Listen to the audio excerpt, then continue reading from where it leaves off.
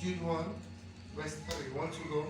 You know, when I did all diligence to write unto you of the common salvation, it was needful for me to write unto you, and exhort you that ye should earnestly contend for the faith which was once delivered unto the saints.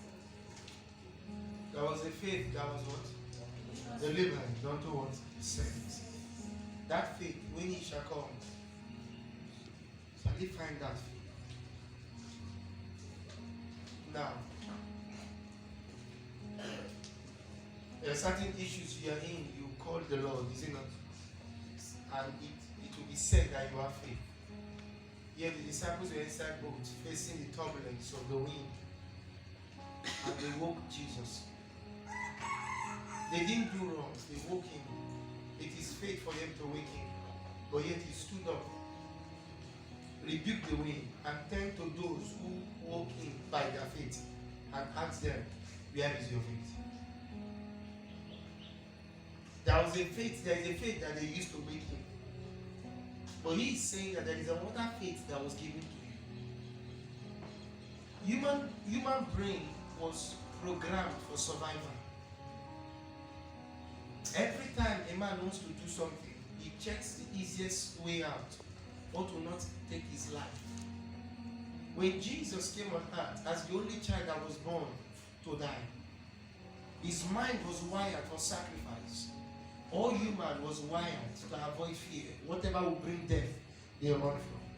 So Peter, standing in the presence of a little girl, denying Jesus, because his mind was wired to protect him from dying. Man fear death, so they avoid what to make them die. Yet the only reason a man should live is because he's not afraid to die. Your mind was wired to live, but your mind was told after the fall the only way to live is to avoid death. Why? When we become born again, we were told that the only way to live is to die. So Jesus said, he that is afraid of losing his life for my sake, he shall lose it in this world and in time to come, and the world to come. But he that is not afraid to lose his life for my sake will gain all in this world and even in that is to come. You know why people fail in life? They press forward and later start going backward. There is how you serve God. A time comes, you start drawing back. Am I sure this God I'm serving will make me survive later? Your brain has been polluted with survival mentality. You're just looking for something that will make you eat. If I don't have what to make me eat, how will I survive? And who told you man shall live by bread alone? There is something more man can live for. How can a man fast for 40 days and 40 nights? Yeah, physically he is weak. Are you with me, sir? Looking for food to eat. But yet, when Satan came to tempt him and he refused to turn the stone to bread, Satan wondered, what is this man living by? Just like disciples wondered, has anyone come to give him meat to eat?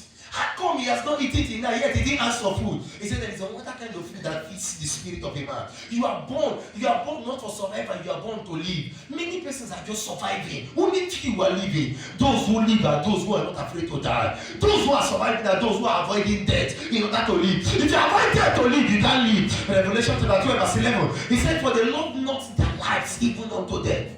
They love not their lives even unto death. We avoid death a lot, that's why we die. The only way to live is not to be afraid to die. A man that cannot die for what he wants to live for is not worthy to live. Any little thing can distract you. You are not worthy to live. You are not worthy. I was talking to my people yesterday. I told them, the time will come in life where you will not be afraid of criticism of anyone talking about you. You know why? You pass through pains that people's language have no meaning again to you. The reason you are still listening, you are still bothered about it is because you're still alive. You check your pocket, nothing is there, so you think, what will people say? You check, you don't have food at home, what will people say? You want clothes every Sunday, so what will people say? What will people say? What will people say? When you die, what will they say?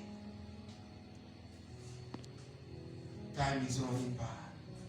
Obi is a boy, how many years? How long will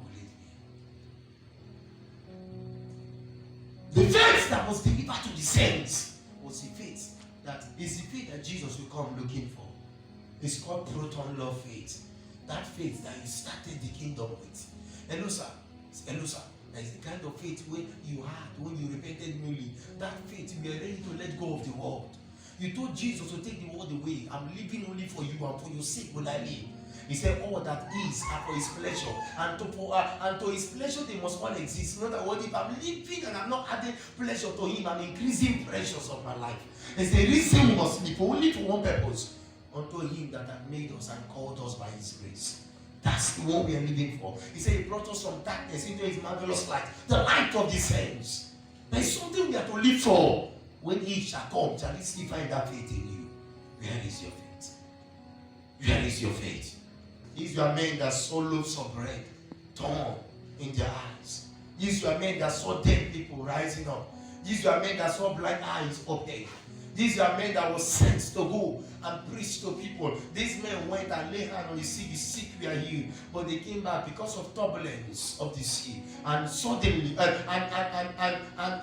thing to note about these people, they were fishermen. A lot number of them were fishermen. Only few were not, like Matthew. But many of them were fishermen.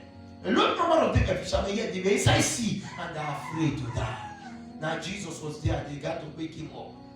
They got to wake him up. Why are we waking Jesus this time? How?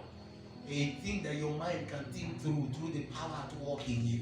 Or you are just thinking, if God don't come down, how will I do it? You've killed your strength before you even engage your mind. So something is wrong somewhere. You can't live without. See, I was telling my people many years ago. He said your mind defines your mind. Now, when you live without your mind, you've already lost mind. He said go with this their minds because there is something about your makeup. You are wired for dominion, and when you don't understand what you are wired for, you live as a mundane. You live as an ordinary man. The Bible said that. He said if you tie my hair with this thread, and my strength will depart from me, and I will be like ordinary men. Which means there are people that are living on earth, but are not what ordinary men. In the book of Psalms chapter 82, the Bible said if you know not, it shall fall and you shall be like ordinary men. In other words, when you become ordinary men is when you follow. Acts 14 verse 11. It said for the ghosts have come down to us in human form, which means although they are working as human, they are not human. We walk in this world, but we are not of this world. Stop living as if the condition of this world can condition your destiny. Before you were created, your story was told. So knowing what was said about you is the power to succeed on earth. See, we are not afraid to die. You know what? We died before even today. See, we died before we live. I died to live.